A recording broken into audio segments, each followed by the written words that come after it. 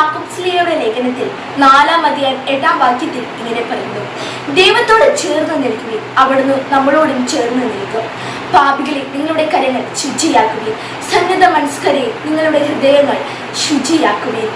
ഏറ്റവും ശക്തനായ ഒരാളോട് നമ്മൾ ചേർന്ന് നിന്നാൽ നമുക്കുണ്ടാകുന്ന ഗുണം എപ്പോഴും നമ്മൾ യുദ്ധം വരുമ്പോൾ വിജയിക്കും, എല്ലാ കാര്യത്തിലും എളുപ്പത്തിൽ വിജയിക്കും എന്നുള്ളതാണ്. ഇതുപോലെ തന്നെയാണ് വിശ്വാസം.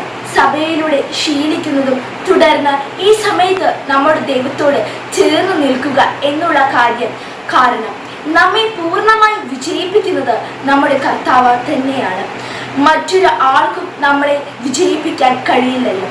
അപ്പോൾ ഈശോയോട് നമ്മൾ ചേർന്ന് നിൽക്കുന്നത് നമ്മൾ എല്ലാ കാര്യങ്ങളിലും വിശ്വാസത്തിലും വിജയിക്കുന്നതിനെ നമ്മെ സഹായിക്കുന്നു.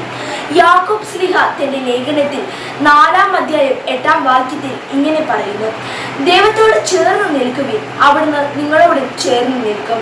പാപികളെ, നിങ്ങളുടെ കരങ്ങൾ ശുചിയാക്കുകയും സന്നദ്ധ മനസ്കരെ, നിങ്ങളുടെ ഹൃദയങ്ങൾ ശുചിയാക്കുകയും. 2 കാര്യങ്ങളാണ്. ഒന്ന്, പാപങ്ങൾ ഉപേക്ഷിക്കുകയും ഹൃദയങ്ങളെ സന്നദ്ധരാക്കുകയും ചെയ്യുക എന്നുള്ളതാണ്.